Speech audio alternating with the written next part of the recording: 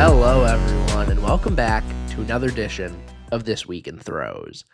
And guys, the outdoor season is officially in full swing now. And you can tell because I have marks from three different random meets in Europe, which means the European circuit has started, which means we're going to have just so many competitions, so often, and it's going to be amazing. We've already started to see that. There was a competition today in Zagreb. There's competitions tomorrow in Poland, I think. There's also the Tucson Throws Festival happening literally as I'm recording this video. You had a Diamond League this week. You have another one in a couple days. This is a great time to be a Throws fan. We're getting into the really exciting parts of the summer. So we've got a lot to get into.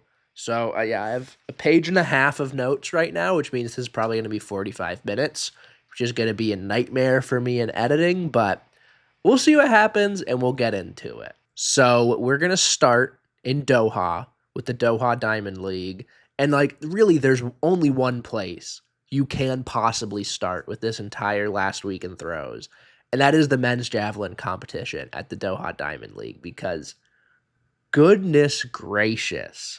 So for this one, it was kind of funny because I actually wasn't able to keep up with the competition as it was happening because I was driving to South Carolina for the World Shot Put Series. Recap of that will be linked in the description. But I was driving up to South Carolina, and I knew it was like this is going to be an insane javelin field, blah, blah, blah, blah, blah. And I'm driving up there, and, I can't really check the live results, but I had Google Maps pulled up, I was getting text notifications, and Chris Chavez, my boss at Sidious Mag, he texted when Neeraj Chopra broke 90 meters for the first time in his career. He goes, "Is Paul awake?" And then, I ended up getting to South Carolina 2.5 hours later. So I didn't even realize. I had seen texts that Neeraj Chopra had broken 90 meters. I did not realize that Julian Weber beat him.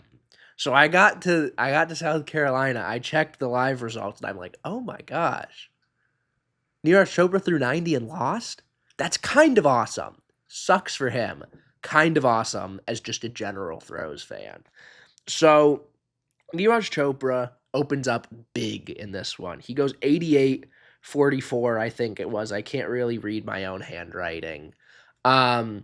And, that's a big season's best. He's only competed once, I believe, this year down in South Africa, where he's now training with Jan Zalesny. More about that in a minute. So he opens up big, and I think his second throw is a foul, and then in that third round, he goes 90-23.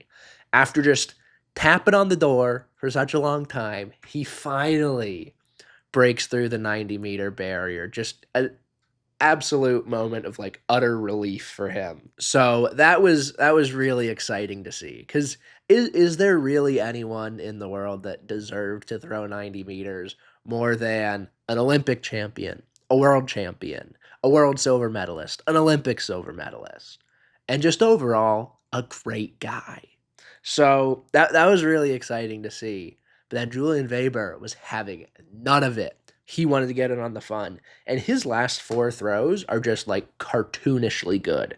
89.06, 88.05, 89.84, which was a 30 centimeter PB for him, I believe. And then in round 6, he goes 91.06. And the video of him, his reaction, he knows it's good out of his hand. But then when he actually sees it land, you just can't script anything better than his reaction. That was just pure emotion coming out at the end. It was so good to see, because this is a guy that Neeraj deserved to throw 90 because he's won so much. Julian deserved to throw 90 because the guy just needs to catch a break. With how many times he's finished fourth, how many world and Olympic finals he's made, but he's never managed to squeak out that medal. And, the global javelin picture is so wide open this year. Arshad Nadeem probably isn't going to throw like until we get to Tokyo. Maybe he'll throw once before then. So we won't really know what he's doing until we get there. Jakub Vadlic, who we'll talk about in a minute, didn't have a great opener here. He's always going to be a player. Anderson Peters, Kishore Walcott, Neeraj, obviously, Julian. Like, it's so deep, and it's so wide open. And so for Julian to come out and hit this mark, I mean, it's 91.06 as an opener. That's exciting. So him and Neeraj become the 25th and the 26th men with the new model to break the 90-meter mark. And it's the 8th and 9th times that someone has broken 90 meters at the Doha Diamond League. So I'm not necessarily the biggest javelin like aficionado. In Ramona, I talked with Kara Winger and Curtis Thompson a little bit about how wind can kind of affect the jav. And Neeraj said something in his post-meet interview about how, like the wind in the Doha Stadium is good. I don't know really how that plays into it, but obviously that Doha Diamond League in that stadium is one of the best places in the world to throw javelin. And it, once again, did not disappoint this year. We also, at the Doha Diamond League, saw openers for Kishore Walcott and Anderson Peters. Peters went 85.64. Walcott went 84.65. They finished 3rd and 4th. And then finishing in 7th or 8th, I think it was the previously aforementioned Jakub Vadlic. He threw 79.60, which is his first time since March 16th, 2021, that he has not broken 80 meters in a competition. And that was, I believe it was like a one-off competition in South Africa, I think. Literally like the first competition anyone competed in after some COVID restrictions were starting to ease up a little bit. So, but if you go to like major, like international competitions, this is his worst mark since the 2016 European Championships. It's his opener. He just left Jan Zalesny's group. I'm not going to raise any alarm bells right now necessarily, but it is worth noting this is uncharacteristically bad from Jakub Vadlic, opening at under 80 meters. And, I mean, he's a little old. He's like 32 or 33 now, I believe. But that's not that old. So I don't think we're necessarily seeing like the decline of him yet necessarily. I think it's just kind of something to keep your eye on as the season moves along. And definitely, I think like a little point of concern, but I don't think it's like, all right, there's a problem with Jakub Vadlic, cut him out of medal contention already. So now we're going to move along to the discus competition from Doha. This one was the men's discus. The women got all the China Diamond Leagues. The men get the Doha, and I believe the Rabat Diamond League coming up this week. I know they have men's shot put there. They have women's jab there because Adriana Falagos is in her first Diamond League of the season, which has me incredibly excited. We'll talk about that in a little bit. So men's discus here, stacked field. Basically everyone in the world you could want there except for Alekna and Andres Gudzius and like Lucas Weiss-Heidinger, but Sam Mattis, Lawrence Okoye, Christian Che, Daniel Stahl, Matty Denny, just everyone. Clemens Prover, Henrik Janssen, everyone. Frederick Dakers, I think, everyone. Okay, Roger Stona wasn't there either. But Denny takes the win. He bookends it with the two best throws in round 1 and round 6. He goes 67-33, so he has the competition locked up the whole way, and then he goes 68-97 in round 6 to kind of ice it. And it's good to see, obviously he wasn't going to throw 74, 78 here. Like, we aren't expecting Ramona marks away from Ramona necessarily. And so this is a really, really strong mark it's not the biggest stadium in the world, but it's still in a stadium, technically. And he took down a world-class field by almost 2 meters, so really good stuff for Matty Denny, kind of continuing the trend we saw from him earlier in the season. Daniel Stahl, only 2 legal throws, but he ends up at 67.06. Which is very exciting for me as a certified stall head. Because last year his season was kind of rough. He opened like a shade under 69 in like the Canary Islands or something, right before I believe it was the Rabat Diamond League. Then he goes like 67.5 there, but then he didn't break 67 up until like the end of September or the beginning of September. So this kind of mark earlier in the season, it's good, but it's going to be a matter of seeing if he can kind of carry that over into the next couple competitions where they don't have a European Championship this year like they did last year for that kind of like midpoint of the season. And like he's not necessarily going to have problems like at Swedish national championships or something. So he can kind of build his season all the way up just until the end of September, especially given that he is starting to get up there in age. So yeah, it's a solid mark from him, and I'm curious to see how he kind of builds on this. And then Christian Che was third, effectively his opener. Like he threw at the European Throwing Cup back in the middle of March, but this was his first competition in nearly 2 months. And he goes 66.92. It's not the 70.48, I believe, that he threw here last year, but opening up a shade under 67, not a bad way to go. Let's move along now to some of the smaller European meets. So we're going to start in Germany at the Wurf Meeting Magdeburg. And this one was essentially like a German championships preview, basically. On the men's side, you had Henrik Janssen throw 68.65, which he threw in Doha the day before. And then he threw 65.79 to finish fourth in Doha on Friday, I guess. And then he flies back to Germany, and Saturday competes in Germany and throws 68.65 and had a pretty dang good series around that. That's kind of insane to think about, but I mean, really good stuff out of Henrik Janssen. Steven Richter goes 68.46. All these German guys were all in Ramona, and they all threw really well. Steven Richter was one who kind of had a really huge, I think he threw like 69 low, I want to say, in Ramona. So he's kind of carrying that over now. 68.46 is a really good mark. And then Mika Sosna, 66.70. This German men's team, they're going to be leaving home one really, really good thrower when they go to Tokyo. Because you figure they've got Janssen, Richter, Sosna, and then also Clemens Prüfer, who threw 71 in Ramona. So like one of those guys is going to get left off. And it's exciting to see Germany kind of in this form again after, a couple down years after the Hardings retired. But they're fully back now, and that team's going to be really, really hard to make. I believe their process is top 2 at national championships.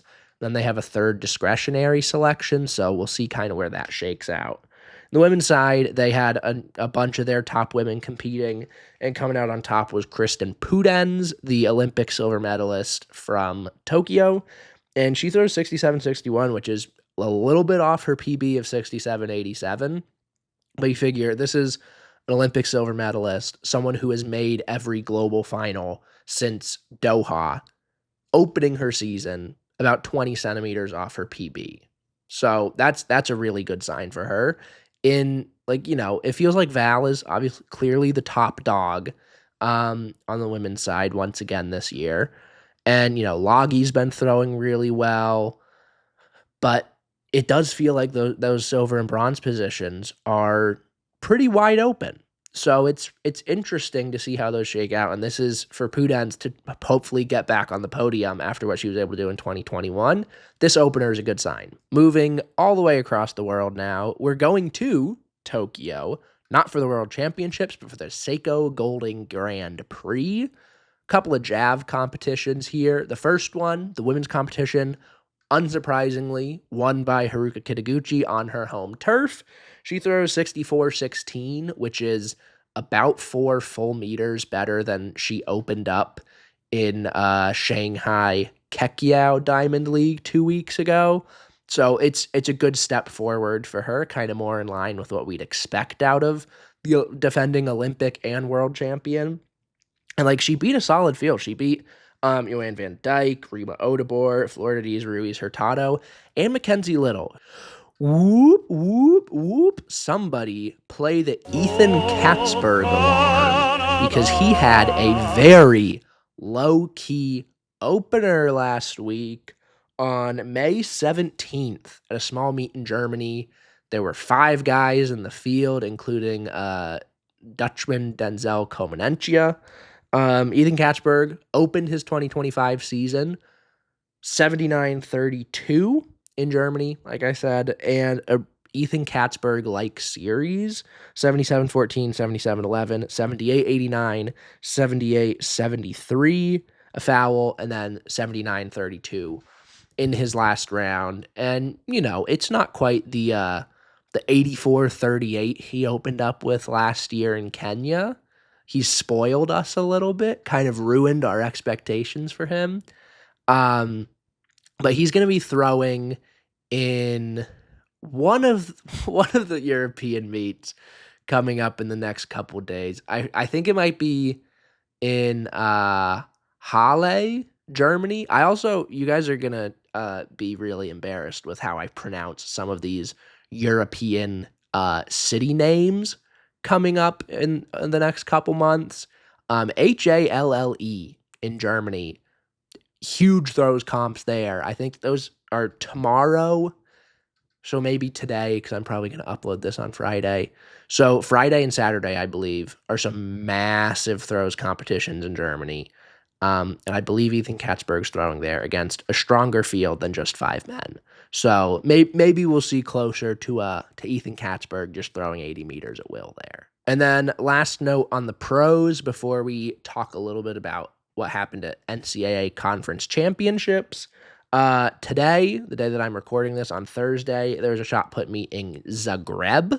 A bunch of guys went over there, and a bunch of the guys there they're competing in Halle, Halle, and then I believe they're competing there and then headed straight to Rabat for the Diamond League.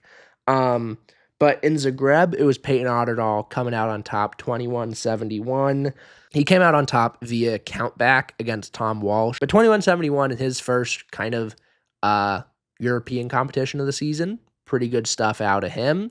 He threw 21 mid, I think, in the only real competition he's thrown in this year at the Drake Relays. So that's a solid mark from him. And then for Tom Walsh, this was his outdoor opener, after obviously claiming the world indoor title. And it's so good to see him throwing well after the way that his 2024 went last year, where, he got hurt on the first throw of the Olympic final and just wasn't able to gut it out.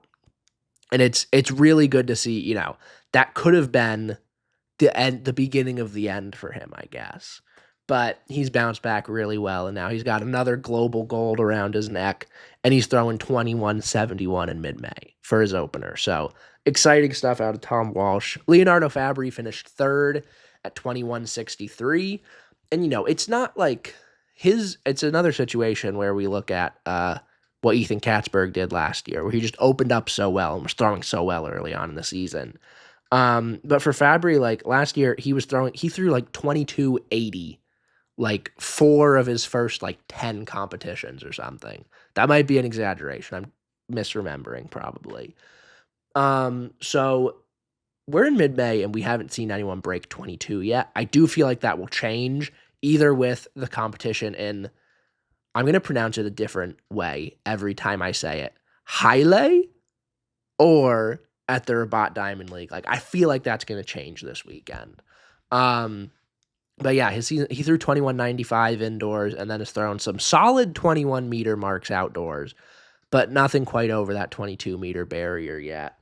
And then rounding out, this competition this one should remind us that throwing 21 mid is still throwing really, really far. And it's not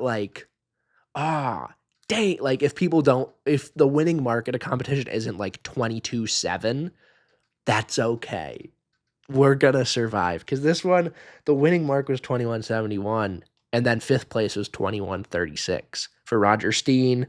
Chuck Enekwechi, 21.58 for fourth. It's just a really good competition. It's an exciting competition between a lot of guys throwing really well. Like 21 mid, those are some damn good marks. We're going to jump down to the college ranks now. We're going to start with some hammer talk.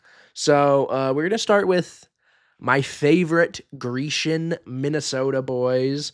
We've got Kostas Zaltos and Angelos Mantzouranis taking 1-2 at the Big Ten championships to nobody's surprise. 77-67 for Kostas. He takes the win over Angelos here. 75-11 for Angelos. And they had, I think, 10 legal throws between the two of them. I believe all 6 of Kostas' throws were legal, and then Angelos had 4 legal throws. And their worst throw was 73-77, which was about 4 meters better than the bronze medalist in this competition. So they're just consistent. They are excellent, and they're so good. They're so good. I can't wait to see what they're going to do at outdoors against one Mr. Tarek Robinson O'Hagan, who took the SEC title once again. And he went 75-72. 3 throws over 75, which is something it's a barrier he had never cleared before. And he goes over 75 on each of his first 3 throws.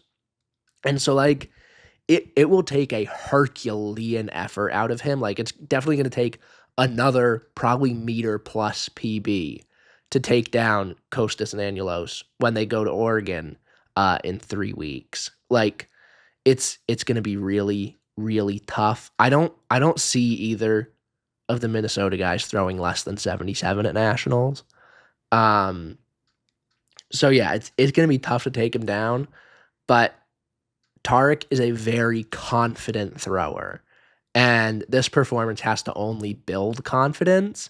And it's not just confidence, but it's almost, from the times I've interviewed him, it seems like an almost unhealthy desire to want to win, which is the healthiest thing a thrower can have. So I'm excited to see how Tarek's just going to come out swinging. Like, he's probably going to want to make a statement at East Regionals next week. And then when they get to that hammer sector in Oregon, just look out. Like, last year's NCAA final, I believe, was the greatest hammer competition in NCAA history. Like, it was just so good when you had guys like Rowan Hamilton, Kenny Akeji, Trey Knight, just absolutely.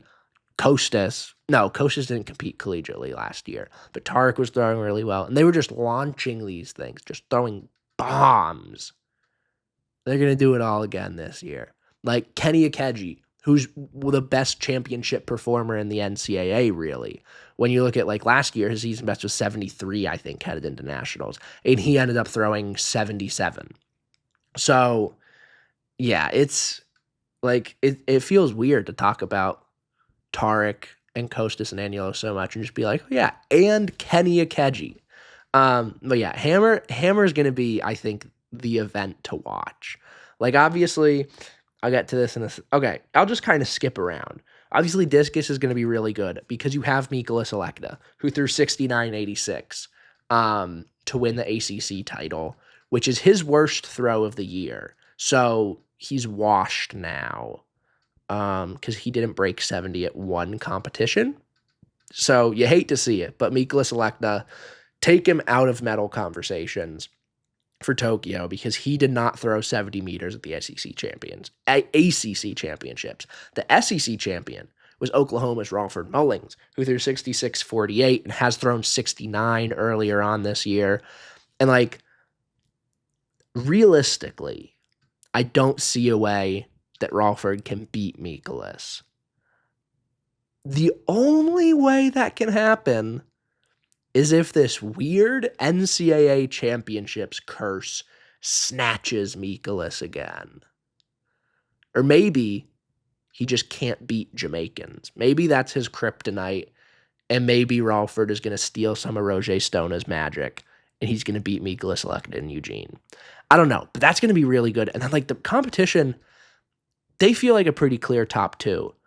But then you look at guys like Trevor Gonzell, Vincent Ugwoke, Vlad Puchko, Jacob Lemon of Florida. Like, the battle for third is going to be really exciting, and just the battle for all of those podium spots with that top 8, like, this discus competition at NCAA Nationals is going to be so fun to watch. Now we're going to jump back to hammer and talk about the women's hammer, because coming into conference weekend, there were 2 women in the NCAA that had broken 70 meters this year.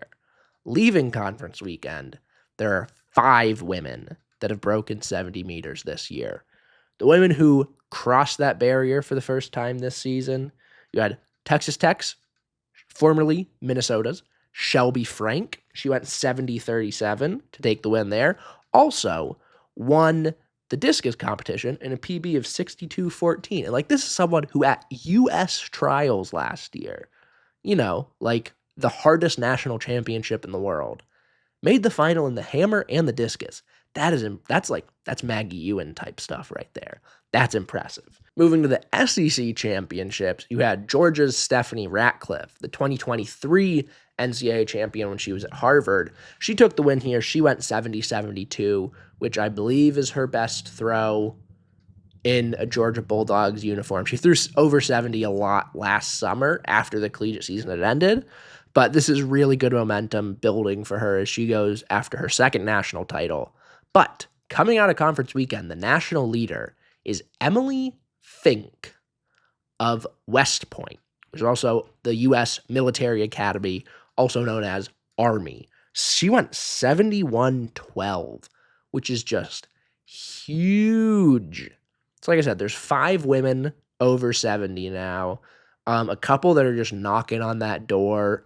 The one that comes to mind is Antoinette Nobway of Minnesota, surprise, surprise, who is one of at least 3 throwers going after the shot, disc, hammer triple, at least at regionals this week. So shout out to her and Texas Tanner of Air Force and Zach Landa of Arizona. So men's hammer is going to be insane. Women's hammer is also going to be really, really fun when we get to Eugene. You know what else is going to be really fun? Women's javelin, because you have 6 women this year over 58 meters, 3 over 60. I feel like the favorite right now has got to be Georgia's Liana Davidson, who won her 3rd straight SEC title over the weekend, throwing 58-74, I think it was, taking down her teammate Manuela Rotundo, who's the national leader, second best thrower in collegiate history. Liana's a proven championship performer. She broke 60 for the first time in her career at nationals last year while throwing for Texas A&M.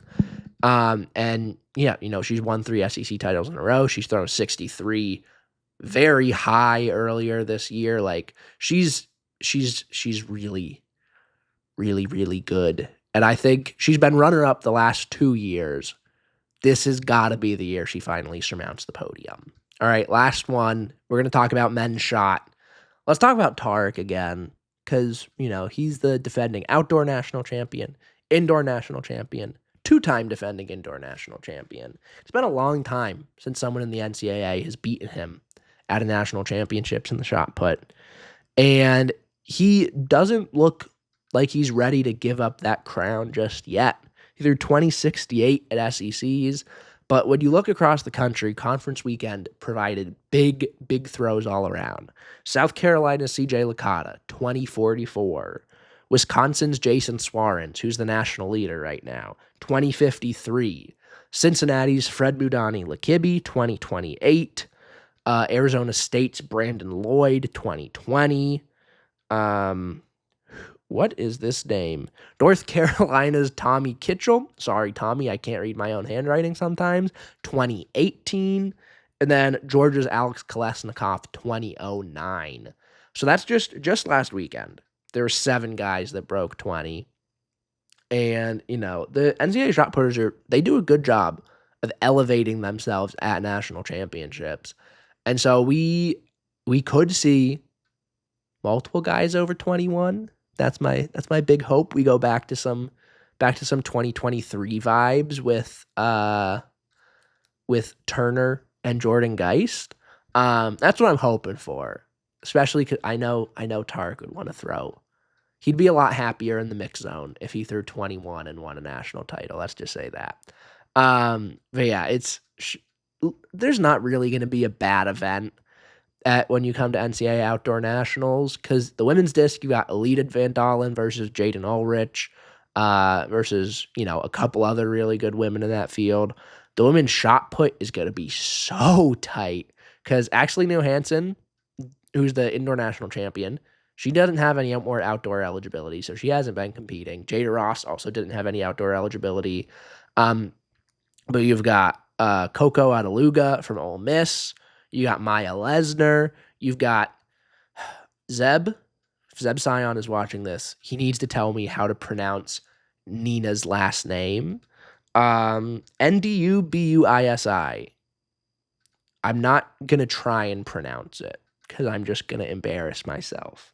But yeah, so from Texas, she threw 1891 to win SECs. Alita Van Dalen, go Gators, coming back into form after a shoulder injury, kind of kept her out of the indoor season. She threw 1750 at SECs, which was a 1.5 meter season's best from her opener. So that's going to be a good one. What haven't I talked about yet? Men's Jav. I didn't even write down in my notes about Miami's DeVoe Dazelle, who threw 82-35 to win the ACC Javelin title and take a big national lead.